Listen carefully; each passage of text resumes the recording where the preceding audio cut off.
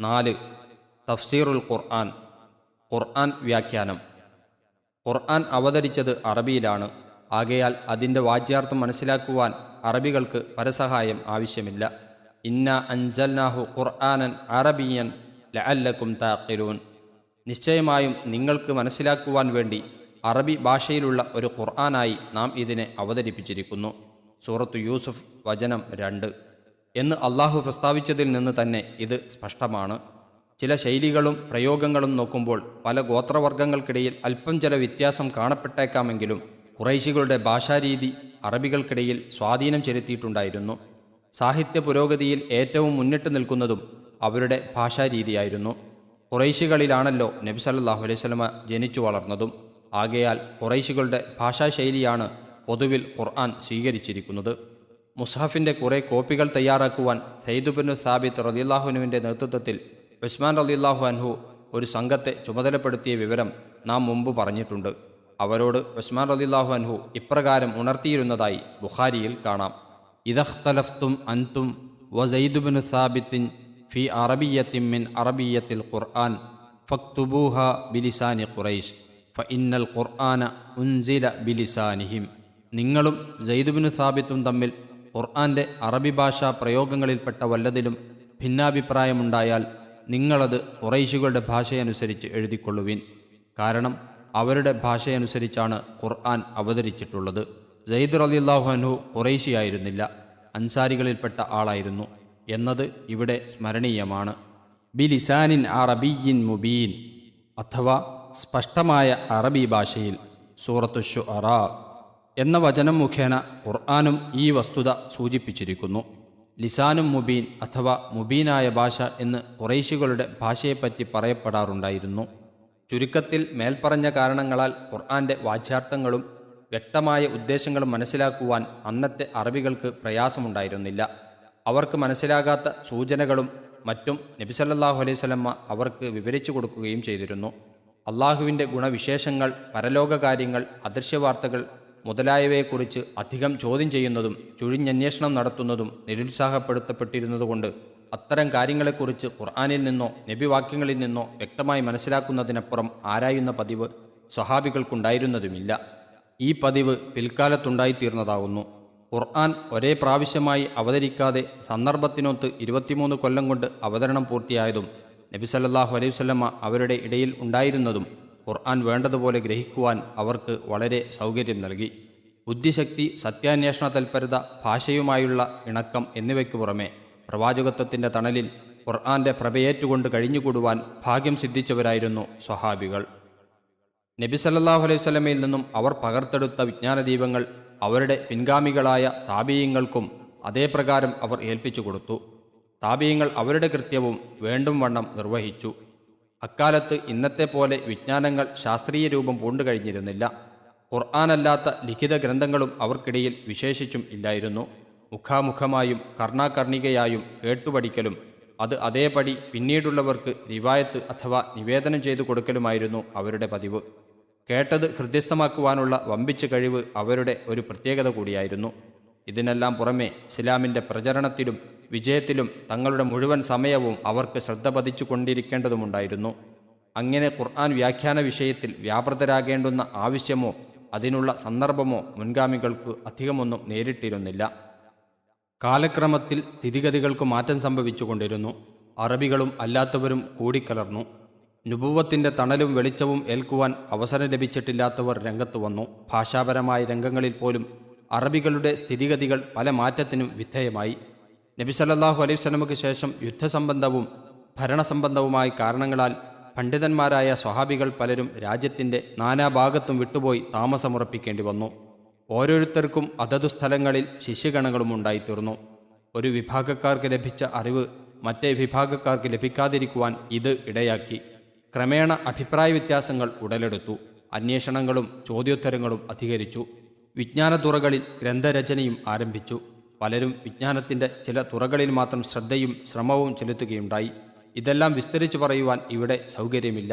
ചുരുക്കത്തിൽ ഖുർആൻ വ്യാഖ്യാന വിജ്ഞാനം ഇൽമു തഫ്സീർ എന്ന പേരിൽ ഒരു ശാസ്ത്രം രൂപമെടുത്തു. അതോടെ നബി സല്ലല്ലാഹു അലൈഹി വസല്ലമയിൽ നിന്നും സ്വഹാബികളിൽ നിന്നും ലഭിച്ചിട്ടുള്ള പ്രമാണങ്ങൾക്ക് പുറമെ മുമ്പില്ലാതിരുന്നതും മുമ്പ് ആവശ്യമില്ലാതിരുന്നതുമായ പല ഉപാധികളും അതിനാവശ്യമായി വന്നു. ഭാഷാനിഘണ്ടുക്കൾ, വ്യാകരണം, ഭാഷാസാഹിത്യ ശാസ്ത്രങ്ങൾ എന്നിങ്ങനെ പലതും ആവശ്യമായി. ക്രമേണ ഖുർആൻ വ്യാഖ്യാനത്തിൻ്റെ വൃത്തം അങ്ങനെ വിപുലമായി തീർന്നു. ഖുർആന്റെ സാക്ഷാൽ വ്യാഖ്യാതാവ് നബി സല്ലല്ലാഹു അലൈഹി വസല്ലം തിരുമേനി തന്നെയാണെന്ന് പറയേണ്ടതില്ല. ജനങ്ങൾക്ക് വിവരിച്ചു കൊടുക്കുവാൻ വേണ്ടിയാണ് തനിക്ക് ഈ പ്രമാണം അവതരിപ്പിച്ചിരിക്കുന്നത്. സൂറത്തുൻ നഹൽ വചനം 44 എന്നാണല്ലോ നബി സല്ലല്ലാഹു അലൈഹി വസല്ലമയോട് അള്ളാഹു പറഞ്ഞിരിക്കുന്നത്. ഖുർആന്റെ എല്ലാ വാക്യങ്ങളും എടുത്തുദ്ധരിച്ച് അവയുടെ അർത്ഥവും ഉദ്ദേശ്യവും വെവ്വേറെ വിവരിച്ചു തന്നിട്ടുണ്ടെന്നല്ല നബി സല്ലല്ലാഹു അലൈഹി വസല്ലമ ഖുർആന്റെ വ്യാഖ്യാതാവാണെന്ന് പറഞ്ഞതിൻ്റെ താൽപ്പര്യം. അങ്ങനെ ചെയ്യേണ്ടുന്ന ആവശ്യവും ഇല്ലായിരുന്നു. ചില വചനങ്ങളുടെ സാരോദ്ദേശ്യങ്ങൾ വിവരിച്ചു കൊടുക്കുക, ചിലതിൽ അന്തർഭവിച്ചു കിടപ്പുള്ള രഹസ്യങ്ങളും തത്വങ്ങളും വ്യക്തമാക്കി കൊടുക്കുക, ഉദാഹരണങ്ങൾ വിവരിക്കുക, ഖുർആന്റെ അധ്യാപനങ്ങളും കൽപ്പനാ നിർദ്ദേശങ്ങളും നടപ്പിൽ വരുത്തി പ്രവർത്തനത്തിൽ കാണിച്ചു കൊടുക്കുക, ചില കാര്യങ്ങളെപ്പറ്റി അവ ഇന്ന ആയത്തിൻ്റെ താൽപ്പര്യത്തിൽ ഉൾക്കൊള്ളുന്നതാണെന്ന് ചൂണ്ടിക്കാട്ടുക, സാമാന്യമായി പറഞ്ഞതിനെ വിശദീകരിക്കുക, സംക്ഷിപ്തമായി പറഞ്ഞതിനെ വിസ്തരിക്കുക എന്നിങ്ങനെയുള്ള കൃത്യങ്ങളായിരുന്നു നബി സല്ലല്ലാഹു അലൈഹി വസല്ലമ ചെയ്യേണ്ടിയിരുന്നത്. അതുതന്നെയാണ് അവിടുന്ന് നിർവഹിച്ചതും. അതുതന്നെയാണ് നബി സല്ലല്ലാഹു അലൈഹി വസല്ലമയുടെ സുന്നത്ത് അഥവാ ഹദീസ് എന്ന് പറയുന്നത്. ഹദീസ് ഗ്രന്ഥങ്ങളിൽ നബി സല്ലല്ലാഹു അലൈഹി വസല്ലമയുടെ സുന്നത്തുകൾ അഥവാ വാക്കും പ്രവൃത്തിയും രേഖപ്പെട്ടു കിടക്കുന്ന കാലത്തോളം അവിടുത്തെ വ്യാഖ്യാനവും നിലവിലുണ്ടായിരിക്കുന്നതാണ്. എന്നാൽ ഹദീസ് ഗ്രന്ഥങ്ങളിൽ സുന്നത്തുകളെ രേഖപ്പെടുത്തുന്നത് വിഷയത്തിൻ്റെ സ്വഭാവമനുസരിച്ച് പല അധ്യായങ്ങളും പംക്തികളുമായി ക്രമപ്പെടുത്തിക്കൊണ്ടായിരിക്കും. അതുകൊണ്ട് ഖുർആൻ വ്യാഖ്യാന പംക്തി എന്ന പ്രത്യേക തലക്കെട്ടുകളിൽ വളരെ അധികമൊന്നും ഹദീസു ഗ്രന്ഥങ്ങളിൽ രേഖപ്പെടുത്തി കണ്ടെന്ന് വരികയില്ല. ഖുർആന്റെ ഏതെങ്കിലും വചനമോ വാക്കോ അവതരണ സന്ദർഭമോ എടുത്തുദ്ധരിക്കപ്പെട്ടിട്ടുള്ള പ്രസ്താവനകളായിരിക്കും ഈ പംക്തിയിൽ സാധാരണ രേഖപ്പെടുത്തി കാണുക.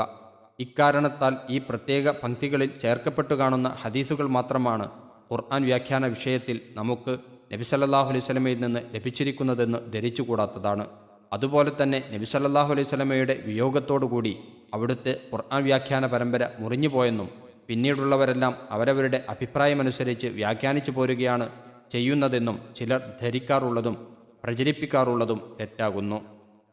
നബി സല്ലല്ലാഹു അലൈഹി വസല്ലമയുടെ കാലത്ത് ആവശ്യമില്ലാതിരുന്ന പലതും ഖുർആൻ വ്യാഖ്യാന വിഷയത്തിൽ പിന്നീട് ആവശ്യമായി വന്നുവെന്ന് പറഞ്ഞുവല്ലോ. ഇതിനെക്കുറിച്ച് വിശദീകരിക്കുവാൻ ശ്രമിക്കുന്നില്ല. ചില സൂചനകൾ മാത്രമേ ഇവിടെ നൽകുന്നുള്ളൂ. ഒരു വ്യാഖ്യാതാവിന് അറബി ഭാഷ പരിജ്ഞാനത്തിനു പുറമെ വ്യാകരണം, സാഹിത്യം, അലങ്കാരം ആദിയായ ശാസ്ത്രങ്ങളിലും വ്യുൽപ്പത്തി വേണം. പദങ്ങളുടെയും വാചകങ്ങളുടെയും ഘടനാ വിശേഷതകളും അവയിൽ അടങ്ങിയ പ്രത്യേകതകളും മനസ്സിലാക്കുവാൻ ഇത് ആവശ്യമാകുന്നു. സാധാരണ ഉപയോഗത്തിലില്ലാത്ത പദങ്ങളും പ്രയോഗങ്ങളും അർത്ഥവൈവിധ്യം വരുന്ന പദങ്ങളും അറിഞ്ഞിരിക്കണം. ഹദീസ് ഗ്രന്ഥങ്ങൾ പരിചയിക്കുകയും പരിശോധിക്കുകയും വേണം. സ്വഹാബികൾ, താബിയുകൾ തുടങ്ങിയ മുൻഗാമികളായ പണ്ഡിതന്മാരുടെ പ്രസ്താവനകളും അഭിപ്രായങ്ങളും ആരായേണ്ടതുണ്ട്. ഇസ്ലാമിക ചരിത്രങ്ങളും പരിശോധിക്കേണ്ടിയിരിക്കുന്നു. ആയത്തുകളുടെ അവതരണ ഹേതുക്കൾ, അവതരിച്ച സന്ദർഭങ്ങൾ മുതലായവയും അറിഞ്ഞിരിക്കണം. ഖുർആനിൽ നിന്നും ഹദീസിൽ നിന്നും മതവിധികൾ മനസ്സിലാക്കുന്നതിന് ഒഴിച്ചുകൂടാത്ത കർമ്മശാസ്ത്ര നിദാനവും അറിയേണ്ടതുണ്ട്. ഇങ്ങനെ പലതും ഒരു ഖുർആൻ വ്യാഖ്യാതാവ് അറിഞ്ഞിരിക്കേണ്ടത് അത്യാവശ്യമാകുന്നു. നിസ്വാർത്ഥവും നിഷ്കളങ്കവുമായ ഹൃദയം ഖുർആൻ എന്ത് പ്രസ്താവിക്കുന്നുവോ അത് ആരുടെ ഇഷ്ടത്തിനോ ആദർശത്തിനോ താൽപ്പര്യത്തിനോ നിരക്കാത്തതായാലും ശരി അപ്പടി സ്വീകരിക്കുവാൻ തയ്യാറുള്ള മനസ്ഥിതി, വളച്ചു തിരിച്ചോ ദുർവ്യാഖ്യാനം ചെയ്തോ സ്വന്തം താൽപ്പര്യം നേടുവാൻ ശ്രമിക്കാതെ നേർക്കുനേരെ ഉള്ളടക്കം തുറന്നു കാണിക്കുവാനുള്ള സന്നദ്ധത, താൻ പറയുന്നതിനെപ്പറ്റി അള്ളാഹുവിൻ്റെ മുമ്പിൽ ഉത്തരം പറയേണ്ടി വരുമെന്ന ബോധം, അള്ളാഹുവിൻ്റെ പ്രതിഫലത്തിലുള്ള മോഹം, ഉദ്ദേശ്യം ശരിക്കു മനസ്സിലാകാത്ത സന്ദർഭങ്ങളിൽ അത് തുറന്നു പറയുവാനുള്ള മനക്കരുത്ത്, സത്യവും ന്യായവും ആർ പറഞ്ഞാലും സ്വീകരിക്കുവാനുള്ള സന്നദ്ധത മുതലായ ഗുണങ്ങളും വ്യാഖ്യാതാവിന് ആവശ്യമാകുന്നു. പണ്ഡിതന്മാർക്കിടയിൽ അഭിപ്രായ വ്യത്യാസം കാണുമ്പോൾ അവ തമ്മിൽ കഴിയുന്നത്ര യോജിപ്പിച്ച് നല്ല നിലയ്ക്ക് വ്യാഖ്യാനിക്കുവാൻ ശ്രമിക്കേണ്ടതാണ്. മറിച്ച് വ്യത്യസ്താഭിപ്രായങ്ങൾ പൊക്കിക്കാണിച്ചും പരസ്പര വൈരുദ്ധ്യം സ്ഥാപിച്ചും പുറന്തള്ളിക്കളയുവാൻ തുനിയുകയല്ല വേണ്ടത്. വ്യക്തമായ തെളിവിൻ്റെ അടിസ്ഥാനത്തിലല്ലാതെ ആരുടെ അഭിപ്രായവും തള്ളിക്കളയുകയോ സ്ഥിരപ്പെടുത്തുകയോ ചെയ്യരുത്. ആയത്തുകളുടെ വിവരണങ്ങളിൽ കാലോചിതമായ സംഗതികളെ സ്പർശിച്ച് സംസാരിക്കുന്നതും ആവശ്യമാണ്. എന്നാൽ ആയത്തുകൾക്ക് യഥാർത്ഥത്തിൽ ഇല്ലാത്ത പുതിയ അർത്ഥം കൽപ്പിച്ചുണ്ടാക്കി കാലത്തിനൊത്ത് വ്യാഖ്യാനിക്കുവാൻ മുതിരുന്നത് വമ്പിച്ച അനീതിയുമാകുന്നു. വ്യാഖ്യാനിക്കേണ്ടുന്ന രീതി. പ്രമുഖരായ ഖുർആൻ വ്യാഖ്യാതാക്കളുടെ കൂട്ടത്തിൽ പല നിലക്കും പ്രസിദ്ധി നേടിയ രണ്ട് മഹാന്മാരാണ് ഇമാം ഇബ്നു ജരീർ ത്വബരി റഹിമുള്ളയും ഇമാം ഇബ്നു കസീർ റഹിമുള്ളയും. അടിക്കുറിപ്പ്: അൽ ഇമാം അബു ജഅഫർ മുഹമ്മദ് ബിൻ ജരീർ ത്വബരി വൽ ഇമാം അബുൽ ഫിദ ഇസ്മായിൽ ബിൻ കസീർ അൽ ഖുറശി അദ്ദിമഷ്ഖി റഹിമഹു അല്ലാഹു തആല. വിശദീകരണം തുടരുന്നു. ഇബ്നു ജരീർ റഹിമഹുല്ല ഹിജ്റ 3-ാം നൂറ്റാണ്ടിൽ ജീവിച്ച് 4-ാം നൂറ്റാണ്ടിന്റെ ആദ്യത്തിൽ ഹിജ്റ 310 അന്തരിച്ച ആളാണ്. ഖുർആൻ വ്യാഖ്യാനത്തിൽ എന്ന പോലെ ഹദീസിലും ഇസ്ലാം ചരിത്രത്തിലും ലോകപ്രസിദ്ധി നേടിയ ഒരു മഹാനാണ് അദ്ദേഹം. ഖുർആന്റെയും ഹദീസിന്റെയും അടിസ്ഥാനത്തിൽ സഹാബികളുടെയും താബിഈങ്ങളുടെയും വ്യാഖ്യാനങ്ങളെ മുന്നിൽ വെച്ചുകൊണ്ടും അഭിപ്രായ വ്യത്യാസങ്ങളിൽ ലക്ഷ്യസഹിതം പരിശോധിച്ച് വിധി കൽപ്പിച്ചുകൊണ്ടും വിരചിതമായ ഒരു മഹൽ ഗ്രന്ഥമെത്രേ അദ്ദേഹത്തിന്റെ പ്രസിദ്ധ തഫ്സീർ ഗ്രന്ഥം ജാമിഉൽ ബയാൻ ഫി തഫ്സീറിൽ ഖുർആൻ.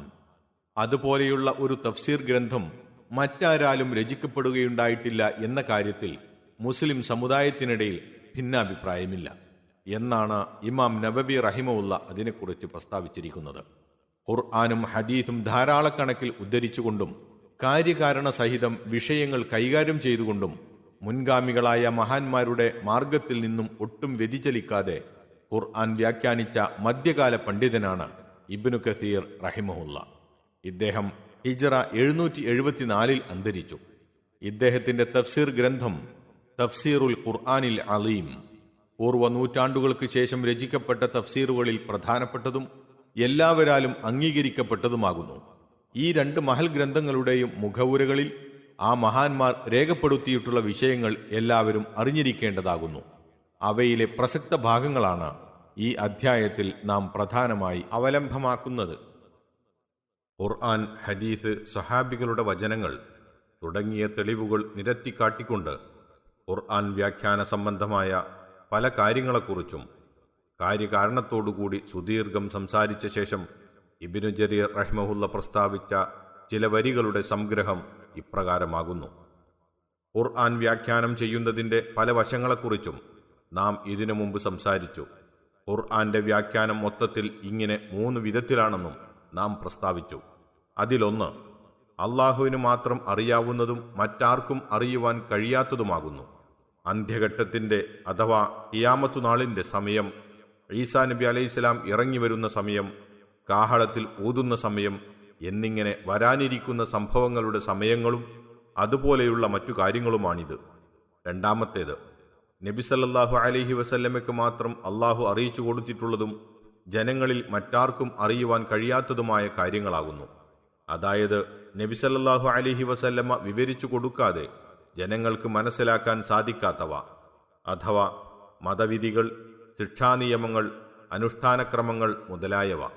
മൂന്നാമത്തേത് ഖുർആൻ അവതരിച്ച ഭാഷ അറിയുന്നവർക്ക് ഗ്രഹിക്കാവുന്നത്, എന്നുവച്ചാൽ അറബി ഭാഷയും അതിൻ്റെ വ്യാകരണവും അറിയുന്നവർക്ക് മാത്രം ഗ്രഹിക്കാവുന്നത്.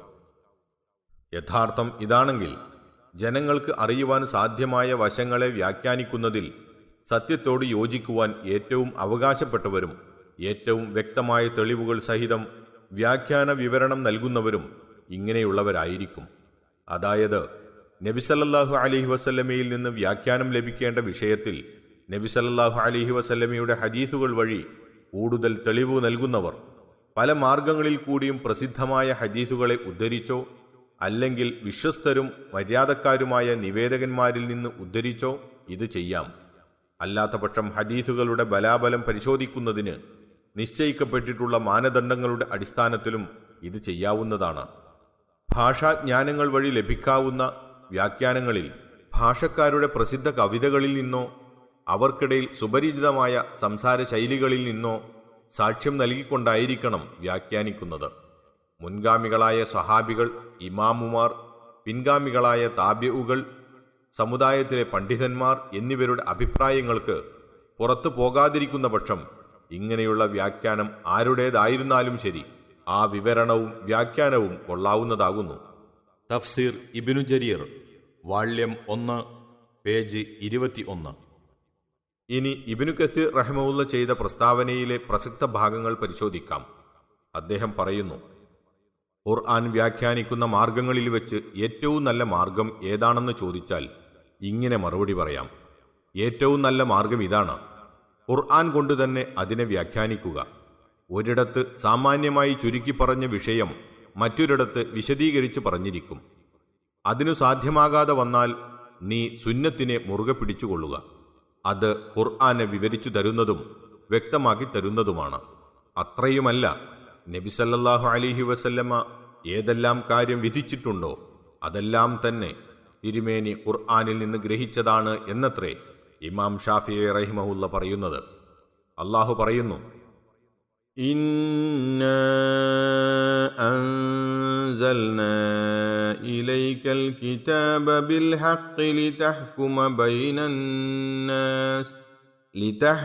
ബൈനന്നാസ് ബിമാ അറാകല്ലാഹ് വലാ തകുൽ ലിൽ ഖായിനീന ഖസീമാ. അധ്യായം 4 സൂറത്തുന്നിസ, വചനം 105. അഥവാ നിനക്ക് അള്ളാഹു കാണിച്ചു തന്നിട്ടുള്ളതുകൊണ്ട് അഥവാ മനസ്സിലാക്കി തന്നിട്ടുള്ളതുകൊണ്ട് ജനങ്ങൾക്കിടയിൽ നീ വിധി നടത്തുവാനായി നാം നിനക്ക് യഥാർത്ഥ പ്രകാരം വേദഗ്രന്ഥം ഇറക്കി തന്നിരിക്കുന്നു. നീ ചതിയന്മാർക്ക് വേണ്ടി തർക്കം നടത്തുന്നവനാകരുത്. അള്ളാഹു വീണ്ടും പറയുന്നു: വമാ അൻസൽനാ അലൈക്കൽ കിതാബ ഇല്ലാ ലിതുബയ്യിന ലഹുമുല്ലദി ഇഖ്തലഫൂ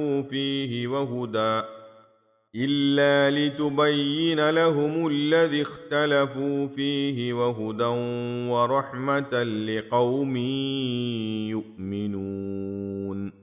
അഥവാ അവർ യാതൊന്നിൽ ഭിന്നിച്ചിരിക്കുന്നുവോ അത് നീ അവർക്ക് വിവരിച്ചു കൊടുക്കുവാൻ വേണ്ടിയും വിശ്വസിക്കുന്ന ജനങ്ങൾക്ക് മാർഗദർശനവും കാരുണ്യവുമായിക്കൊണ്ടുമല്ലാതെ നാം നിന്റെ മേൽ വേദഗ്രന്ഥം അവതരിപ്പിച്ചിട്ടില്ല. അധ്യായം 16 സൂറത്തുന്നഹൽ, വചനം 64.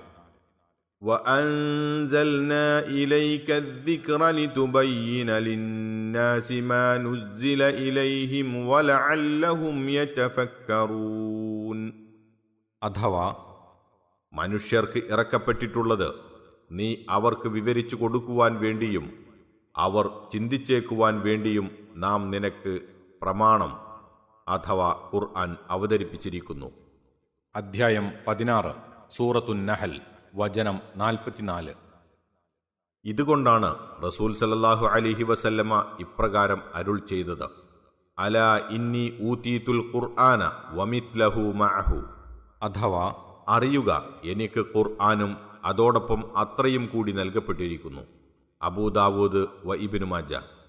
തിരുമേനിയുടെ സുന്നത്താണ് ഇതുകൊണ്ട് ഉദ്ദേശം. വാസ്തവത്തിൽ സുന്നത്തും നബി സല്ലല്ലാഹു അലൈഹി വസല്ലമക്ക് ലഭിക്കുന്ന വഹ്യു തന്നെയാണ്. പക്ഷേ ഖുർആൻ വേദഗ്രന്ഥമെന്ന നിലക്ക് പാരായണം ചെയ്യപ്പെടുന്നു.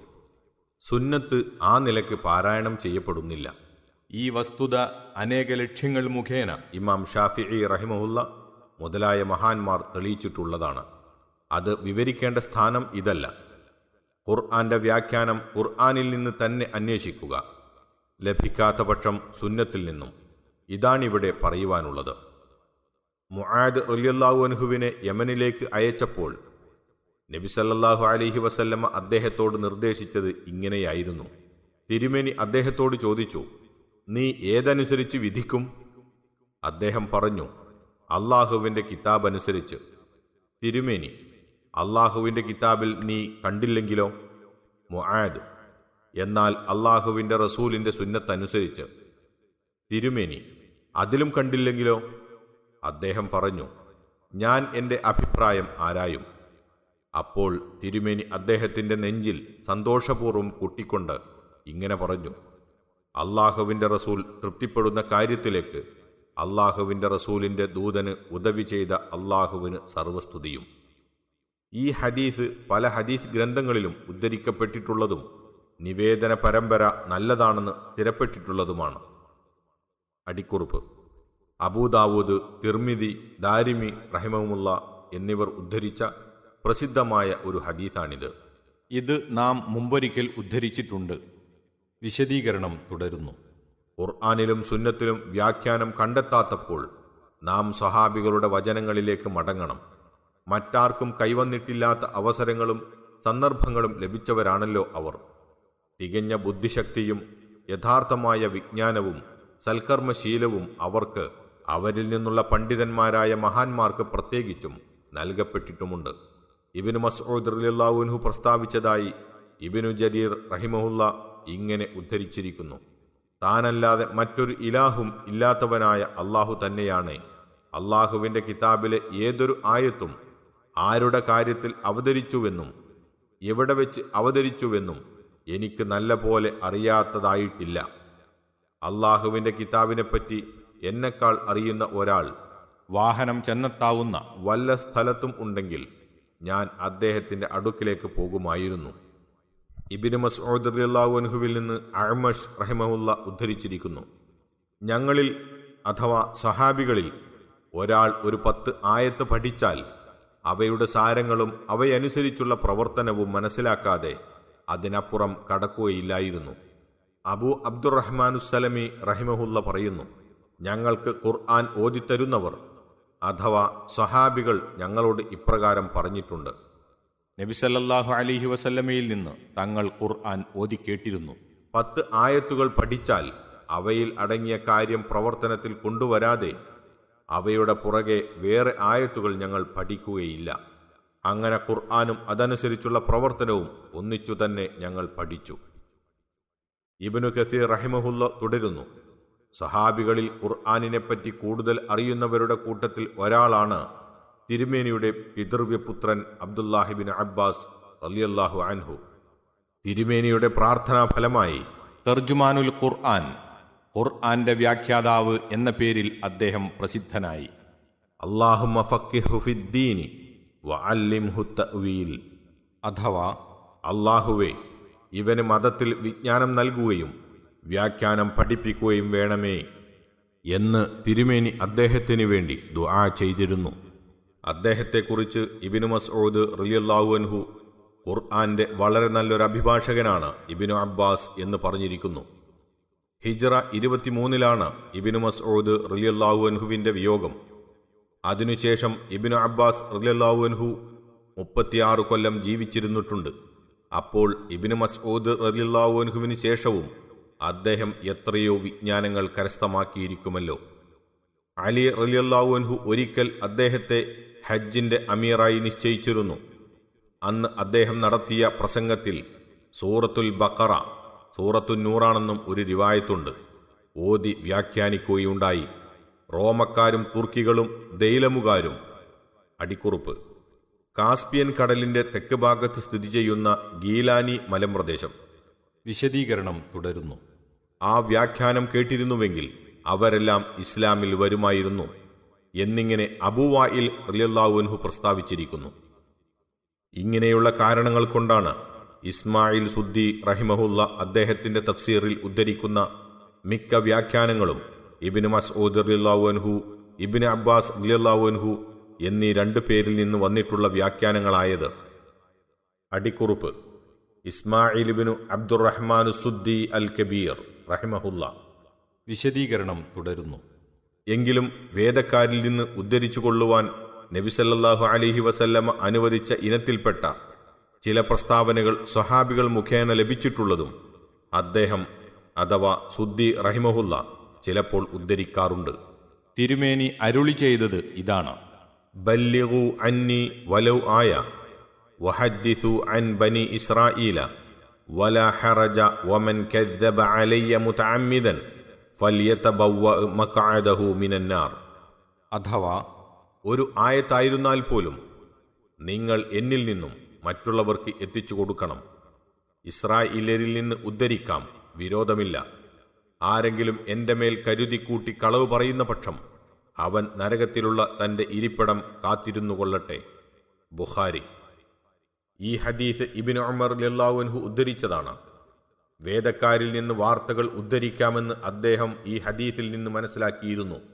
അതുകൊണ്ടാണ് യർമൂക്ക് യുദ്ധത്തിൽ വെച്ച് വേദക്കാരുടെ ചില ഗ്രന്ഥക്കെട്ടുകൾ അദ്ദേഹത്തിന് കിട്ടിയ ശേഷം അതിൽ നിന്ന് അദ്ദേഹം വർത്തമാനങ്ങൾ ഉദ്ധരിച്ചു വന്നിരുന്നത്. എന്നാൽ ഇസ്രായേലി വാർത്തകൾ അഥവാ വേദക്കാരിൽ നിന്നും ലഭിക്കുന്ന വാർത്തകൾ ഉദ്ധരിക്കുന്നത് അത് മുഖേന വിഷയങ്ങളെ സ്ഥിരപ്പെടുത്തുവാൻ വേണ്ടിയല്ല, സാക്ഷ്യപ്പെടുത്തുവാൻ വേണ്ടി മാത്രമാകുന്നു. കാരണം ഇസ്രായേലി വാർത്തകൾ ഈ മൂന്നിൽ ഒരു പ്രകാരത്തിലുള്ളവയായിരിക്കും. 1. നമ്മുടെ കൈവശമുള്ള രേഖകളാൽ സത്യമാണെന്ന് നമുക്ക് മനസ്സിലാക്കുവാൻ കഴിയുന്നവ. ഇത് ശരിയായിട്ടുള്ളതു തന്നെ. 2.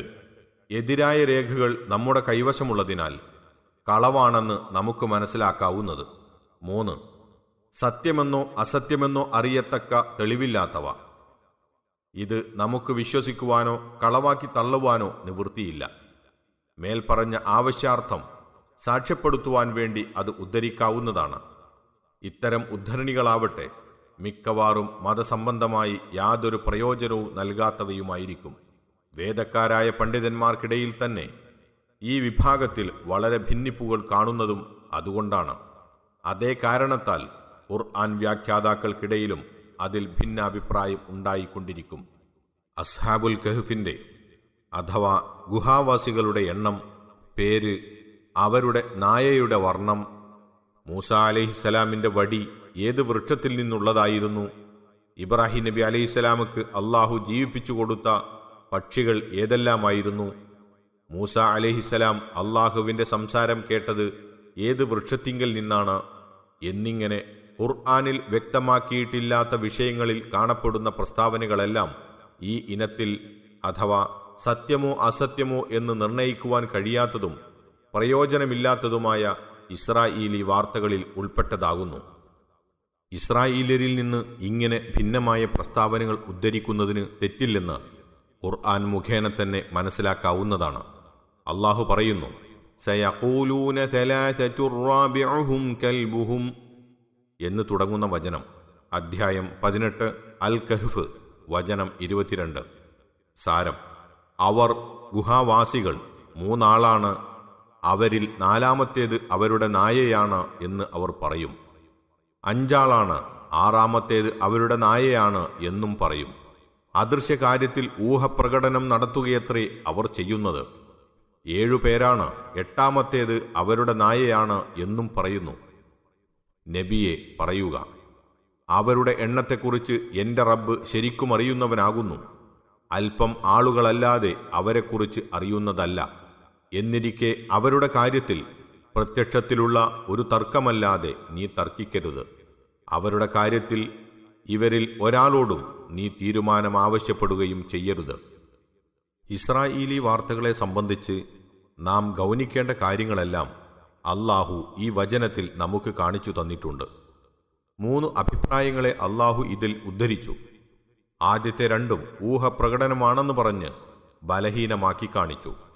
3-ാമത്തേതിനെപ്പറ്റി ശരിയോ തെറ്റോ എന്നു വ്യക്തമാക്കാതെ മൗനം അവലംബിച്ചു. അപ്പോൾ ഈ അഭിപ്രായം ശരിയായിരിക്കുമെന്ന് വരുന്നു. കാരണം ഇതും തെറ്റായിരുന്നുവെങ്കിൽ ഇതിനെപ്പറ്റിയും അത് തെറ്റാണെന്ന് ഉണർത്തേണ്ടിയിരുന്നു. ഏതായാലും അവരുടെ എണ്ണം അറിയുന്നതിൽ വലിയ പ്രയോജനമൊന്നും ഇല്ലെന്നും അള്ളാഹു ഓർമ്മപ്പെടുത്തി.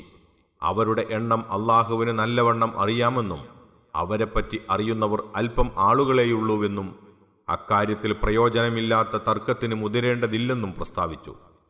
ഇങ്ങനെയുള്ള അഭിപ്രായ വ്യത്യാസങ്ങളിലെല്ലാം നാം കൈക്കൊള്ളേണ്ടതെന്താണെന്ന് ഇതിൽ നിന്ന് നമുക്ക് മനസ്സിലാക്കാവുന്നതാകുന്നു. അതെ, അഭിപ്രായങ്ങളെല്ലാം ഉദ്ധരിക്കുക, അതിൽ ശരിയായത് ഏതാണെന്ന് ചൂണ്ടിക്കാട്ടുക, അല്ലാത്തത് ദുർബലമാണെന്ന് കാണിക്കുക, വ്യത്യസ്താഭിപ്രായങ്ങളിൽ അടങ്ങിയിരിക്കുന്ന തത്വം എടുത്തുകാട്ടുക. ഇങ്ങനെ ചെയ്താൽ തർക്കവിതർക്കങ്ങൾക്ക് അവസരം കുറയുന്നതാണ്. എന്നാൽ ഒരു വിഷയത്തിലുള്ള ഒരു അഭിപ്രായം മാത്രം ഉദ്ധരിച്ച് ബാക്കി വിട്ടേച്ചു കളയുന്നവൻ കാര്യത്തിന് പോരാത്തവനാണ്. കാരണം ഒരു പക്ഷേ അവൻ ഉദ്ധരിക്കാതെ വിട്ടുകളഞ്ഞ അഭിപ്രായങ്ങളിലായിരിക്കും യഥാർത്ഥം അടങ്ങിയിട്ടുള്ളത്. അതുപോലെ തന്നെ വ്യത്യസ്താഭിപ്രായങ്ങളിൽ ബലപ്പെട്ടതിനെക്കുറിച്ച് ഒന്നും പ്രസ്താവിക്കാതെ അപ്പടി ഉദ്ധരിച്ചു മതിയാക്കുന്നവനും പോരാത്തവൻ തന്നെ. യഥാർത്ഥത്തിൽ ശരിയല്ലാത്തതിനെ കൽപ്പിച്ചുകൂട്ടി ബലപ്പെടുത്തുന്ന പക്ഷം തീർച്ചയായും അവൻ കൽപ്പിച്ചുകൂട്ടി കളവ് കെട്ടിപ്പറയുകയാണ് ചെയ്യുന്നത്. ഇനി അറിയാതെയാണിത് ചെയ്യുന്നതെങ്കിൽ അവൻ അബദ്ധം പ്രവർത്തിക്കുകയും ചെയ്യുന്നു. ഇപ്രകാരം തന്നെ പ്രയോജനമില്ലാത്ത അഭിപ്രായങ്ങൾ എടുത്തുകാട്ടുന്നവരും സാരം നോക്കുമ്പോൾ 1-2 അഭിപ്രായമായി അവശേഷിക്കുമാറ് വാക്കുകളിൽ മാത്രം പരസ്പര വ്യത്യാസമുള്ള പ്രസ്താവനകൾ ഉദ്ധരിച്ചുകൊണ്ടിരിക്കുന്നവരും വൃഥ സമയം ചെലവഴിക്കുകയത്രേ ചെയ്യുന്നത്. ഇബ്നു കസീർ റഹിമഹുല്ല തുടരുന്നു, മറ്റൊരു വിഷയം, ഇനി ഖുർആനിലും സുന്നത്തിലും വ്യാഖ്യാനം കണ്ടെത്തിയില്ല, സഹാബികളിൽ നിന്നും ലഭിച്ചില്ല. എന്നാലോ ഈ അവസരത്തിൽ അധിക ഇമാമുകളും അഥവാ പണ്ഡിത നേതാക്കളും താബിയുകളുടെ പ്രസ്താവനകളിലേക്കാണ് മടങ്ങാറുള്ളത്. താബിയുകളിൽ ഏറ്റവും പ്രധാനിയായ മഹാനാണ് മുജാഹിദ് റഹിമഹുല്ല. അദ്ദേഹം ഖുർആൻ വ്യാഖ്യാനത്തിൽ ഒരു ദൃഷ്ടാന്തം തന്നെയാകുന്നു, അഥവാ ആയത്തുൻ ഫി തഫ്സീർ തന്നെയാകുന്നു. മുഹമ്മദ് ബിനു ഇസ്ഹാഖ് റഹിമഹുല്ല പറഞ്ഞതുപോലെ മുസ്ഹഫിന്റെ ആദ്യം മുതൽ അവസാനം വരെ ഓരോ ആയത്തിങ്കലും വചനത്തിങ്കലും നിറുത്തി അതിനെപ്പറ്റി ചോദിച്ചറിഞ്ഞുകൊണ്ട് ഇബ്നു അബ്ബാസ് റളിയല്ലാഹു അൻഹുവിന്റെ അടുക്കൽ നിന്ന് 3 പ്രാവശ്യം ഖുർആൻ പരിശോധന നടത്തിയ ആളാണ് മുജാഹിദ് റഹിമഹുല്ല. ഇബ്നു അബ്ബാസ് റളിയല്ലാഹു അൻഹുവിൽ നിന്ന് ഇദ്ദേഹം ഖുർആൻ വ്യാഖ്യാനം പഠിച്ച് എഴുതിയെടുത്തിരുന്നതായി ഇബ്നു അബി മുലൈക്ക റഹിമഹുല്ലയും പ്രസ്താവിച്ചിരിക്കുന്നു. അതുകൊണ്ടാണ് മുജാഹിദിൽ നിന്ന് നിനക്കു തഫ്സീർ ലഭിച്ചാൽ അതു തന്നെ മതി എന്ന് സുഫിയാൻ തൗരി റഹിമഹുല്ല പറയാറുണ്ടായിരുന്നതും. അപ്രകാരം തന്നെ സഈദ് ബിനു ജുബൈർ, ഇക്രിമ, അത്താ, ഹസൻ ബസരി, മസ്റൂഖ്, സഈദ് ബിനു മുസയ്യിബ്, അബുൽ ആലിയ, റബീഅ്, ഖതാദ, ദഹാഖ് മുതലായ താബിയുകൾ, ഇവരുടെ പിൻഗാമികളായ താബിഉ, അവരുടെ ശേഷമുള്ളവർ, ഇവരെല്ലാം ഖുർആൻ വചനങ്ങളെപ്പറ്റി പ്രസ്താവിച്ചിട്ടുള്ളതും നോക്കണം. ഇങ്ങനെയുള്ളവരുടെ പ്രസ്താവനകൾ ഉദ്ധരിക്കുമ്പോൾ വാചകങ്ങളിൽ പരസ്പരം വ്യത്യാസം കണ്ടേക്കും. വിവരമില്ലാത്ത ആളുകൾ അവയെല്ലാം വെവ്വേറെ അഭിപ്രായങ്ങളാണെന്ന് ധരിക്കുകയും അങ്ങനെ ആ നിലക്ക് ഉദ്ധരിക്കുകയും ചെയ്തേക്കും. വാസ്തവം അതായിരിക്കുകയുമില്ല. ഒരു കാര്യത്തെക്കുറിച്ച് പറയുമ്പോൾ ചിലർ സ്പഷ്ടമായ വാക്കുകളിലും മറ്റു ചിലർ അതിനു സമാനമോ സദൃശ്യമോ ആയ വേറെ വാക്കുകളിലും സംസാരിച്ചിട്ടുണ്ടായിരിക്കും. സാരത്തിൽ എല്ലാം ഒന്നായിരിക്കുകയും ചെയ്യും. മിക്കപ്പോഴും ഇങ്ങനെയായിരിക്കും സംഭവിക്കുക. ബുദ്ധിമാനായ മുഫസ്സിർ അഥവാ വ്യാഖ്യാതാവ് ഈ വസ്തുത ഓർമ്മ വെക്കേണ്ടതാകുന്നു. ശുഅബ റഹിമഹുല്ല മുതലായവർ ഇങ്ങനെ പറയാറുണ്ടായിരുന്നു, താബിയുകളുടെ പ്രസ്താവനകൾ ശാഖാപരമായ കാര്യങ്ങളിൽ പോലും തെളിവല്ല എന്നിരിക്കെ എങ്ങനെയാണ് ഖുർആൻ വ്യാഖ്യാനത്തിൽ അവ തെളിവായിത്തീരുക? ഇപ്പറഞ്ഞതിൻ്റെ താൽപ്പര്യം മറ്റുള്ളവരുടെ അഭിപ്രായങ്ങൾക്ക് എതിരിൽ അവരുടെ അഭിപ്രായങ്ങൾ തെളിവാകുന്നില്ല എന്നത്രേ. നേരെ മറിച്ച് താബിയുകൾ ഏകോപിച്ചു പറഞ്ഞിട്ടുള്ള അഭിപ്രായം തെളിവാണെന്നുള്ളതിൽ സംശയമില്ല. അവർ ഏകോപിക്കാതെ ഭിന്നിച്ചിരിക്കുകയാണെങ്കിലോ അപ്പോൾ അവരിൽ ഒരാളുടെ അഭിപ്രായം അവരിൽപ്പെട്ടവരോ ശേഷമുള്ളവരോ ആയ മറ്റുള്ളവർക്കെതിരിൽ തെളിവാകുന്നതല്ല. ഈ സന്ദർഭത്തിൽ ഖുർആന്റെ ഭാഷ, സുന്നത്ത്, അറബി ഭാഷാ ശൈലി, സ്വഹാബികളുടെ വാക്കുകൾ മുതലായതിലേക്ക് മടങ്ങേണ്ടതാണ്. സ്വന്തം അഭിപ്രായത്തിനൊത്ത് ഖുർആൻ വ്യാഖ്യാനിക്കുന്നത് ഹറാമാകുന്നു. നബി സല്ലല്ലാഹു അലൈഹി വസല്ലം അരുളി ചെയ്തതായി ഇബ്നു അബ്ബാസ് റളിയല്ലാഹു അൻഹു ഇപ്രകാരം നിവേദനം ചെയ്യുന്നു, മൻ ഖാല ഫിൽ ഖുർആനി ബിറഅയിഹി ഔ മാ ലാ യഅലം ഫൽയതബവ്വ മഖ്അദഹു മിനന്നാർ. ആരെങ്കിലും ഖുർആനിൽ തൻ്റെ അഭിപ്രായമനുസരിച്ചോ തനിക്കറിയാത്തതിനെക്കുറിച്ചോ പ്രസ്താവിക്കുന്നതായാൽ അവൻ തൻ്റെ ഇരിപ്പിടം നരകത്തിൽ നിന്നും പ്രതീക്ഷിച്ചു കൊള്ളട്ടെ. ഈ ഹദീസ് ഇബ്നു ജരീർ, തിർമദി, അബൂദാവൂദ്, നസായി മുതലായവർ ഉദ്ധരിച്ചതാകുന്നു. മറ്റൊരു റിവായത്തിലെ വാക്യം ഇതാണ്, മൻ ഖാല ഫീ കിതാബില്ലാഹി ബിറഅയിഹി ഫഅസാബ ഫഖദ് അഖ്തഅ. ആരെങ്കിലും അള്ളാഹുവിൻ്റെ കിതാബിൽ തൻ്റെ അഭിപ്രായമനുസരിച്ച് പ്രസ്താവിക്കുകയും എന്നിട്ടത് നേരായിരിക്കുകയും ചെയ്താലും അവൻ പിഴച്ചുപോയി. കാരണം അവൻ തനിക്ക് വിവരമില്ലാത്തതിനായി സാഹസം പ്രവർത്തിക്കുകയും കൽപ്പിക്കപ്പെടാത്തതിൽ തലയിടുകയുമാണ് ചെയ്യുന്നത്. അതുകൊണ്ട് അവൻ പറഞ്ഞത് യഥാർത്ഥത്തിൽ ശരിയാണെന്ന് വന്നാൽ തന്നെ, അഥവാ അറിവില്ലാത്തവൻ കൽപ്പിക്കുന്ന വിധി ശരിയായിരുന്നാലും അവൻ നരകത്തിലായിരിക്കുമെന്ന് ഹദീസിൽ വന്നിട്ടുള്ളതുപോലെ വേണ്ടാത്ത വിഷയത്തിൽ പ്രവേശിച്ചത് നിമിത്തം അവൻ അബദ്ധം പ്രവർത്തിച്ചവനായിത്തീരുന്നു. വ്യഭിചാരാരോപണം ചെയ്യുകയും അതിന് 4 സാക്ഷികളെ കൊണ്ടുവരാതിരിക്കുകയും ചെയ്യുന്നവരെപ്പറ്റി അള്ളാഹു പറയുന്നു, ഫഇദ് ലം യഅ്തൂ ബിശ്ശുഹദാ ഫഉലൈക ഇൻദല്ലാഹി ഹുമുൽ കാദിബൂൻ. അവർ സാക്ഷികളെ കൊണ്ടുവരാത്ത സ്ഥിതിക്ക് അള്ളാഹുവിൻ്റെ അടുക്കൽ അവർ തന്നെയാണ് കളവ് പറയുന്നവർ. സൂറത്തുന്നൂർ വചനം 13. ആരോപണം യഥാർത്ഥത്തിൽ സത്യമായിരുന്നാൽ പോലും 4 സാക്ഷികളില്ലാത്ത പക്ഷം അവർ കളവ് പറയുന്നവരാണെന്നാണല്ലോ ഈ വചനം വിധിക്കുന്നത്. തങ്ങൾക്ക് പ്രസ്താവിക്കാൻ പാടില്ലാത്ത പ്രസ്താവനയാണ് അവർ പുറപ്പെടുവിച്ചത് എന്നുള്ളതാണ് ഇതിന് കാരണം. മുൻഗാമികളായ പല മഹാന്മാരും ശരിയായ വിധത്തിൽ തങ്ങൾക്കറിയാത്ത തഫ്സീറുകളെപ്പറ്റി സംസാരിക്കുവാൻ മടി കാണിച്ചിരുന്നത് ഇങ്ങനെയുള്ള കാരണങ്ങളാലാകുന്നു. സൂക്ഷ്മമായി അറിയാത്തതോ തെളിവ് ലഭിച്ചിട്ടില്ലാത്തതോ ആയ വ്യാഖ്യാനങ്ങൾ പറയുവാൻ സ്വഹാബികൾ, താബിയുകൾ തുടങ്ങിയ മുൻഗാമികൾ വളരെ വൈമനസ്യം കാണിച്ചിരുന്നുവെന്ന് സ്ഥാപിക്കുന്ന പല റിവായത്തുകളും ഉദാഹരണങ്ങളും തുടർന്നുകൊണ്ട് ഇബ്നു കസീർ റഹ്മഹുല്ല ഉദ്ധരിച്ചിട്ടുണ്ട്. അവയിൽ ചിലതിലെ പ്രസക്ത ഭാഗം മാത്രം ഇവിടെ ഉദ്ധരിക്കാം. ഉമർ റളിയല്ലാഹു അൻഹു പ്രസംഗപീഠത്തിൽ നിന്നുകൊണ്ട് സൂറത്തു അബസയിലെ വഫാക്കിഹത്തം വ അബ്ബ, പഴവർഗവും മേച്ചൽ ചെടികളും എന്ന വചനം ഓതിക്കൊണ്ട് ഇങ്ങനെ പറഞ്ഞു: ഫാക്കിഹത്ത് നമുക്ക് മനസ്സിലായി, എന്നാൽ അബ്ബ് എന്തായിരിക്കും? പിന്നീട് അദ്ദേഹം തന്നോടായി തന്നെ ഇങ്ങനെ പറഞ്ഞു: ഉമറെ, ഇതിനെപ്പറ്റി ആലോചിച്ച് നീ ഇങ്ങനെ വിഷമം പേറുന്നത് എന്തിനാണ്? ഭൂമിയിൽ ഉൽപ്പാദിക്കുന്ന ചെടിവർഗമാണ് അബ്ബ് എന്ന് അദ്ദേഹത്തിന് അറിയാതിരിക്കുവാൻ തരമില്ല.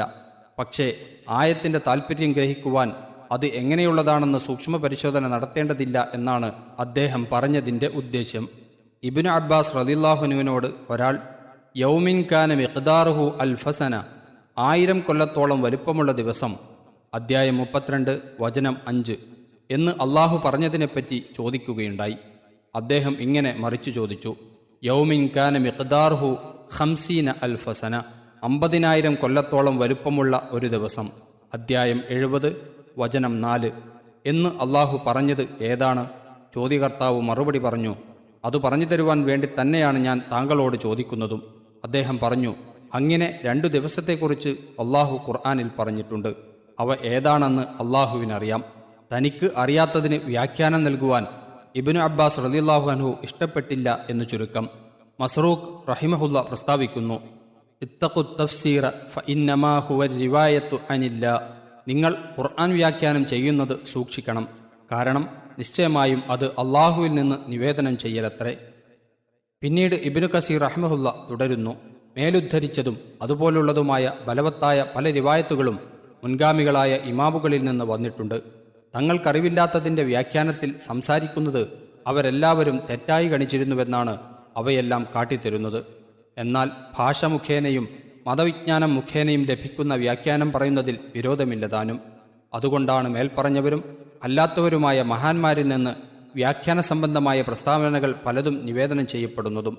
എന്നുവെച്ചാൽ അവർ തങ്ങൾക്കറിയാവുന്നതിൽ സംസാരിക്കുകയും അറിയാത്തതിൽ മൗനം അവലംബിക്കുകയും ചെയ്തു. അതാണല്ലോ ഏവരുടെയും കടമ. അറിവില്ലാത്തതിനെപ്പറ്റി മൗനം അവലംബിക്കുന്നത് നിർബന്ധമാണെന്ന പോലെ തന്നെ അറിയാവുന്നതിനെക്കുറിച്ച് ആരെങ്കിലും ചോദിക്കുമ്പോൾ അത് പറഞ്ഞുകൊടുക്കലും നിർബന്ധമാകുന്നു. നിശ്ചയമായും നിങ്ങളത് അഥവാ വേദഗ്രന്ഥം ജനങ്ങൾക്ക് വിവരിച്ചു കൊടുക്കണം, അതിനെ ഒളിച്ചു വെക്കരുത്. അദ്ധ്യായം 3 വചനം 187 എന്ന് അള്ളാഹു പറയുന്നു: മൻ സുഇല അൻ ഇൽമിൻ ഫകതമ ഉൽജിമ യൗമൽ ഖിയാമ ബിലിജാമിൻ മിൻ നാർ. ഒരു ജ്ഞാനത്തെക്കുറിച്ച് ഒരാളോട് ചോദിക്കപ്പെട്ടിട്ട് അവനത് ഒളിച്ചു വച്ചാൽ ഖിയാമത്തു നാളിൽ അവന് അഗ്നിയാലുള്ള ഒരു കടിഞ്ഞാൺ കൊണ്ട് കടിഞ്ഞാണിടപ്പെടുന്നതാണ് എന്നുള്ള നബിവചനവും പല മാർഗങ്ങളിൽ കൂടി നിവേദനം ചെയ്യപ്പെട്ടിരിക്കുന്നു.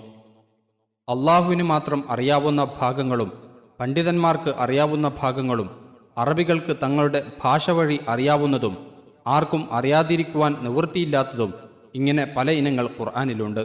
ഈ വസ്തുത ഇബ്നു അബ്ബാസ് റളിയല്ലാഹു അൻഹു വ്യക്തമാക്കിയിട്ടുള്ളത് ഇബ്നു ജരീർ റഹ്മഹുല്ല ഇങ്ങനെ ഉദ്ധരിക്കുന്നു: അത്തഫ്സീറു അലാ അർബഅത്തി ഔജുഹ്. തഫ്സീറുൻ തഅരിഫുൽ അറബ് മിൻ കലാമിഹ, വതഫ്സീറുൻ ലാ യഅ്ദുറു അഹദുൻ ബിജഹാലതിഹി, വതഫ്സീറുൻ യഗ്രിഫുൽ ഉലമാ, വതഫ്സീറുൻ ലാ യഅലമുഹു അഹദുൻ ഇല്ലല്ലാഹ്. തഫ്സീർ 4 വിധത്തിലുണ്ട്. അറബികൾ തങ്ങളുടെ ഭാഷയിൽ നിന്ന് മനസ്സിലാക്കുന്ന തഫ്സീർ, ആർക്കും അറിയാതിരിക്കുവാൻ പാടില്ലാത്ത തഫ്സീർ, പണ്ഡിതന്മാർക്ക് അറിയാവുന്ന തഫ്സീർ, അള്ളാഹു അല്ലാത്ത ഒരാൾക്കും അറിയാത്ത തഫ്സീർ, ഇവയാണത്. ഇബ്നു കസീറിൽ നിന്നുള്ള ഉദ്ധരണി ഇവിടെ അവസാനിച്ചു. ആർക്കും അറിയാതിരിക്കുവാൻ പാടില്ലാത്തത് എന്നു പറഞ്ഞതിൻ്റെ വിവക്ഷ എല്ലാവരും അവശ്യം അറിഞ്ഞിരിക്കേണ്ടുന്ന ഹലാലും ഹറാമും അഥവാ അനുവദനീയവും നിഷിദ്ധവും പോലെയുള്ള മതവിധികളാണെന്ന് ആ 2 മഹാന്മാരുടെയും പ്രസ്താവനകളിൽ നിന്ന് മനസ്സിലാക്കുവാൻ കഴിയും. ഖുർആൻ വ്യാഖ്യാനത്തിൽ മുൻഗാമികളായ മഹാന്മാർ സ്വീകരിച്ചു വന്നതും അനുകരണീയവുമായ പൗരാണിക രീതി അഥവാ സലഫി ശൈലി എങ്ങനെയായിരുന്നുവെന്ന് ഈ 2 മഹാന്മാരുടെയും മേലുദ്ധരിച്ച പ്രസ്താവനകളിൽ നിന്ന് നമുക്ക് മനസ്സിലായല്ലോ. അതേ മാർഗം തെറ്റാതെ അവർ തങ്ങളുടെ തഫ്സീർ ഗ്രന്ഥങ്ങൾ രചിച്ചു വന്നതുകൊണ്ട് തന്നെയാണ് പൗരാണിക തഫ്സീറുകളിൽ ഇബ്നു ജരീറിനും മധ്യകാല തഫ്സീറുകളിൽ ഇബ്നു കസീറിനും ഉന്നത സ്ഥാനം ലഭിച്ചതും. ഖുർആൻ വ്യാഖ്യാനിക്കുമ്പോൾ ഓരോ വാക്കിനും ഓരോ ആയത്തിനും മുൻഗാമികൾ നൽകിയിട്ടുള്ള വ്യാഖ്യാനം മാത്രമേ നൽകാവൂ എന്നോ അവരിൽ നിന്ന് ലഭിക്കാത്ത യാതൊന്നും പറഞ്ഞുകൂടാ എന്നോ മേൽ വിവരിച്ചതിൽ നിന്ന് ധരിക്കേണ്ടതില്ല. ആ പ്രസ്താവനകളുടെ രത്നച്ചുരുക്കം ഇങ്ങനെ സംഗ്രഹിക്കാവുന്നതാണ്. 1. മുൻഗാമികൾ ഏകോപിച്ച അഭിപ്രായത്തിനെതിരായി സ്വന്തം അഭിപ്രായം പറയരുത്. 2. അവർക്കിടയിൽ അഭിപ്രായ വ്യത്യാസം കാണുന്നിടത്ത് പ്രത്യേക ലക്ഷ്യം കൂടാതെ ഒന്നിനു മറ്റേതിനേക്കാൾ മുൻഗണന നൽകരുത്. 3. ഖുർആന്റെ ഭാഷാ സാഹിത്യത്തിൽ നിന്നും മതവിജ്ഞാനങ്ങളിൽ നിന്നും ലഭിക്കുന്ന വ്യാഖ്യാനങ്ങൾ സ്വീകരിക്കുവാൻ പണ്ഡിതന്മാർക്ക് അവകാശമുണ്ട്. എന്നാൽ അവ മുൻഗാമികൾ സ്വീകരിച്ചതിന് വിരുദ്ധമാകരുത്. 4. മറ്റെല്ലാ പ്രസ്താവനകളെക്കാളും നബി സല്ലല്ലാഹു അലൈഹി വസല്ലമയുടെ സുന്നത്തിനാണ് വില കൽപ്പിക്കേണ്ടത്. രണ്ടാമതായി സ്വഹാബികളുടെ പ്രസ്താവനകൾക്കും. 5. അള്ളാഹുവിനല്ലാതെ മറ്റാർക്കും അറിയാവതല്ലാത്ത കാര്യങ്ങളിൽ ഖുർആന്റെ പ്രസ്താവനകളിൽ നിന്ന് നേർക്കുനേരെ സ്പഷ്ടമായി മനസ്സിലാക്കുന്നതിനപ്പുറം കടന്നു വ്യാഖ്യാനിച്ചു കൂടാത്തതാണ്. 6. നബി സല്ലല്ലാഹു അലൈഹി വസല്ലമ മുഖേന മാത്രം അറിയാവുന്ന കാര്യങ്ങളിൽ നബി സല്ലല്ലാഹു അലൈഹി വസല്ലമയിൽ നിന്ന് ലഭിച്ച വ്യാഖ്യാനം മാത്രമേ സ്വീകരിക്കാവൂ. ബാക്കിയുള്ള വിഷയങ്ങളിൽ മാത്രമാണ് മേൽ ചൂണ്ടിക്കാട്ടിയ തത്വങ്ങൾ സ്വീകരിക്കേണ്ടത്. 7. ഈ അടിസ്ഥാനത്തിലല്ലാതെയുള്ള വ്യാഖ്യാനങ്ങൾ സ്വന്തം അഭിപ്രായത്തിനൊത്ത വ്യാഖ്യാനത്തിൽ ഉൾപ്പെടുന്നു. അംഗീകൃത തത്വങ്ങൾക്ക് വിരുദ്ധമല്ലാത്തതും ഖുർആന്റെ ഭാഷാശൈലികളിൽ നിന്ന് ഗ്രഹിക്കാവുന്നതുമായ വല്ല പുതിയ സാരങ്ങളും കണ്ടുപിടിക്കുന്നതുകൊണ്ടോ കാലോചിതമായ വിവരണമുഖങ്ങൾ അംഗീകരിച്ചതുകൊണ്ടോ അനുയോജ്യമായ ഉദാഹരണങ്ങളും പ്രതിപാദന രീതികളും സ്വീകരിച്ചതുകൊണ്ടോ ഒരാളുടെ വ്യാഖ്യാനം അയാളുടെ സ്വന്തം അഭിപ്രായമാണെന്ന് വരുന്നതല്ല. വാസ്തവത്തിൽ ഇങ്ങനെയുള്ള ഓരോ ആവശ്യങ്ങൾ കൊണ്ട് തന്നെയാണ് പല വ്യാഖ്യാതാക്കളും പുതിയ പുതിയ വ്യാഖ്യാന ഗ്രന്ഥങ്ങൾ രചിക്കുവാൻ ഇടയായതും. ഒരാൾക്ക് ഒരു ആദർശമോ അഭിപ്രായമോ ഉണ്ടായിരിക്കുക, അത് മതപരമോ ഭൗതികമോ ശാസ്ത്രീയമോ ഏതെങ്കിലുമാവട്ടെ, അത് ഖുർആൻ അംഗീകരിക്കുന്നുവെന്നോ പ്രോത്സാഹിപ്പിക്കുന്നുവെന്നോ വരുന്നതിൽ അയാൾക്ക് താൽപ്പര്യവും ഉണ്ടായിരിക്കുക. എന്നിട്ട് വല്ല പഴുതും കാണുമ്പോൾ അതനുസരിച്ച് ഖുർആൻ വചനങ്ങളെ വ്യാഖ്യാനിക്കുവാൻ ശ്രമിക്കുക. ഇതാണ് സ്വന്തം അഭിപ്രായമനുസരിച്ച് ഖുർആൻ വ്യാഖ്യാനിക്കുക എന്ന് പറയുന്നത്. ഇതാണ് ആക്ഷേപാർഹവും കുറ്റകരവും. ആ ആദർശം അല്ലെങ്കിൽ അഭിപ്രായം യഥാർത്ഥത്തിൽ ഖുർആൻ സ്വീകരിച്ചിട്ടില്ലാത്തതായിരിക്കണമെന്നോ അത് മൗനം അവലംബിച്ചതായിരിക്കണമെന്നോ ഇല്ല. ഖുർആൻ പൊതുവിൽ അത് അംഗീകരിച്ചിട്ടുള്ള തത്വമാണെന്ന് വന്നാൽ പോലും ആ വിഷയത്തെ സംബന്ധിച്ച് പ്രതിപാദിക്കുന്നതല്ലാത്ത ആയത്തുകളുടെ വിവരണത്തിൽ അത് ഉൾക്കൊള്ളിക്കുവാൻ ശ്രമിക്കുന്നതും ആക്ഷേപാർഹം തന്നെയാകുന്നു. പലർക്കും പിണയാറുള്ള ഒരു അമളിയും അബദ്ധവുമാണിത്. ചിലപ്പോൾ സതുദ്ദേശത്തോടു കൂടിയായിരിക്കും അങ്ങനെ ചെയ്യുന്നത്.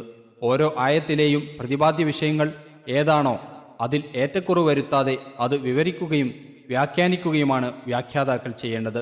വാചകങ്ങളുടെ ഘടനാവിശേഷതകളോ മുൻഗാമികളിൽ നിന്ന് അവയെപ്പറ്റി രേഖപ്പെടുത്തപ്പെട്ടിട്ടുള്ള പ്രസ്താവനകളോ ഗൗനിക്കാതെ അല്ലെങ്കിൽ മനസ്സിലാക്കാതെ വാക്കുകളുടെ ഭാഷാർത്ഥം മാത്രം ആസ്പദമാക്കി അർത്ഥവ്യാഖ്യാനം നൽകുന്നതും ഭീമമായ അബദ്ധമാകുന്നു. ഒരു ഖുർആൻ വ്യാഖ്യാതാവിനെ സംബന്ധിച്ചിടത്തോളം ഖുർആൻ മുഴുവൻ ഭാഗവും ഹൃദ്യസ്ഥമായിരിക്കുക എന്നത് വളരെ വമ്പിച്ച ഒരു നേട്ടമാണ്. ഒരു സ്ഥലത്ത് ഉദ്ദേശം സ്പഷ്ടമായി കാണുന്നില്ലെങ്കിൽ മറ്റ് സ്ഥലങ്ങളിൽ നിന്ന് അത് സ്പഷ്ടമായി മനസ്സിലാക്കുവാനും മറ്റും ഇത് അത്യാവശ്യമത്രേ. മുഴുവൻ ഭാഗം മനഃപ്പാടമില്ലെങ്കിൽ തത്തുല്യമായ വിഷയങ്ങൾ പ്രതിപാദിച്ചിട്ടുള്ള മറ്റു ആയത്തുകൾ വേണ്ടുമ്പോൾ ഓർമ്മ വരത്തക്കവണ്ണം പരിചയമുണ്ടായിരിക്കുകയെങ്കിലും ആവശ്യമാകുന്നു. ഇതും ഇല്ലാത്തപക്ഷം പലപ്പോഴും അബദ്ധവും വിഷമവും പിണഞ്ഞേക്കുന്നതാണ്. വല്ലാഹുൽ മുവഫിഖ് വൽ മുഈൻ. യഹൂദരിൽ നിന്നോ ക്രിസ്ത്യാനികളിൽ നിന്നോ അവരുടെ വേദഗ്രന്ഥങ്ങളിൽ നിന്നോ ഉദ്ധരിക്കപ്പെടുന്നതെല്ലാം ഇസ്രാഈലിയാത്തിൽ ഉൾപ്പെടുന്നു. സത്യാസത്യമോ ന്യായാന്യായമോ നോക്കാതെ കണ്ടമാനം ഇസ്രാഈലിയാത്ത് ഉദ്ധരിക്കുകയും അവയെ അടിസ്ഥാനമാക്കി ഖുർആന്റെ ഉദ്ദേശ്യങ്ങളെ വ്യാഖ്യാനിക്കുകയും ചെയ്യുക വഴി ഖുർആൻ വ്യാഖ്യാന രംഗത്ത് പല ഖുർആൻ വ്യാഖ്യാതാക്കളും അനേകം അബദ്ധങ്ങൾ ചെയ്യുകയുണ്ടായിട്ടുണ്ട്. ഖുർആന്റെ മൂലതത്വങ്ങൾക്ക് പോലും വിരുദ്ധമായ അബദ്ധപൂർണമായ പല തെറ്റിദ്ധാരണകളും അന്ധവിശ്വാസങ്ങളും അവ മുഖേന പൊതുജനമധ്യേ പ്രചരിപ്പിക്കുകയും ചെയ്തിട്ടുണ്ട്. നേരെ മറിച്ച് ഇസ്രാഈലിയത്തിൽപ്പെട്ടതാണെന്നോ ഇസ്രാഈലിയാത്ത് ഉദ്ധരിക്കാറുള്ള ആളുകൾ ഉദ്ധരിച്ചതാണെന്നോ ഉള്ള ഏക കാരണത്താൽ സത്യാസത്യമോ ബലാബലമോ ഗൗനിക്കാതെ എല്ലാം അങ്ങ് തള്ളിക്കളയുന്ന ചില ആളുകളെയും കാണാം. ഈ ഭ്രമം പിടിപെട്ടവർക്ക് ചിലപ്പോൾ ഖുർആന്റെയോ ഹദീസിൻ്റെയോ പ്രസ്താവനകളാൽ സ്ഥാപിതമായ യാഥാർത്ഥ്യങ്ങളെപ്പോലും നിരസിക്കേണ്ടതായി നേരിടുന്നതും അപൂർവമല്ല. മുൻ പറഞ്ഞ പോലെ ഇസ്രാഈലിയാത്തുകൾ മുഴുവനും സ്വീകാര്യമോ മുഴുവനും തള്ളിക്കളയേണ്ടവയോ അല്ല. രണ്ടിനും നിർവാഹമില്ലാത്ത ഒരു വിഭാഗം കൂടി അതിലുണ്ട് എന്ന് ആലോചിക്കേണ്ടതാകുന്നു. അതുകൊണ്ടാണ് ലാ തുസദ്ദിഖു അഹ്ലൽ കിതാബി വലാ തുകദ്ദിബൂഹും, വേദക്കാരെ നിങ്ങൾ സത്യപ്പെടുത്തുകയും കളവാക്കുകയും ചെയ്യരുത്, ബുഖാരി എന്നും മറ്റും നബി സല്ലല്ലാഹു അലൈഹി വസല്ലമ അരുളി ചെയ്തിരിക്കുന്നതും. വല്ല വിഷയത്തിലും ഇസ്രാഈലിയാത്തിനെ തെളിവായി എടുക്കുവാനോ അവയുടെ അടിസ്ഥാനത്തിൽ മാത്രം ഒരു വിഷയം സ്ഥാപിക്കുവാനോ പാടില്ലതാനും. ഖുർആനിലോ ഹദീസിലോ വന്നിട്ടുള്ള വല്ല വിഷയത്തോടും യോജിച്ചു കാണുന്ന ഭാഗം അസത്യമാണെന്ന് വെച്ച് തള്ളിക്കളയുവാനും പാടില്ല. ഈ വസ്തുതയും നബി സല്ലല്ലാഹു അലൈഹി വസല്ലമ ഉണർത്തിയിട്ടുണ്ട്. ഒരിക്കൽ ഉമർ റളിയല്ലാഹു അൻഹു തനിക്ക് വേദക്കാരിൽ നിന്ന് കിട്ടിയ ഒരു ഗ്രന്ഥവുമായി നബി സല്ലല്ലാഹു അലൈഹി വസല്ലമയുടെ അടുക്കൽ ചെന്ന് വായിച്ചു കേൾപ്പിച്ചു. അപ്പോൾ തിരുമേനി സല്ലല്ലാഹു അലൈഹി വസല്ലമ കോപിച്ചുകൊണ്ട് ഇങ്ങനെ പറഞ്ഞു: ഞാൻ ഇത് നിങ്ങൾക്ക് ശുദ്ധ വെള്ളയായ അഥവാ കലർപ്പും സംശയവും കൂടാത്ത വിധം കൊണ്ടുവന്നു തന്നിട്ടുണ്ട്. നിങ്ങൾ അവരോട് ഒന്നും ചോദിച്ചറിയേണ്ടതില്ല. കാരണം യഥാർത്ഥമായ വല്ലതും അവർ നിങ്ങൾക്ക് പറഞ്ഞു തരികയും നിങ്ങളത് വ്യാജമാക്കുകയും ചെയ്തേക്കും. അല്ലെങ്കിൽ അയഥാർത്ഥമായ വല്ലതും അവർ നിങ്ങൾക്ക് പറഞ്ഞു തരികയും നിങ്ങളത് സത്യമാക്കുകയും ചെയ്തേക്കാം.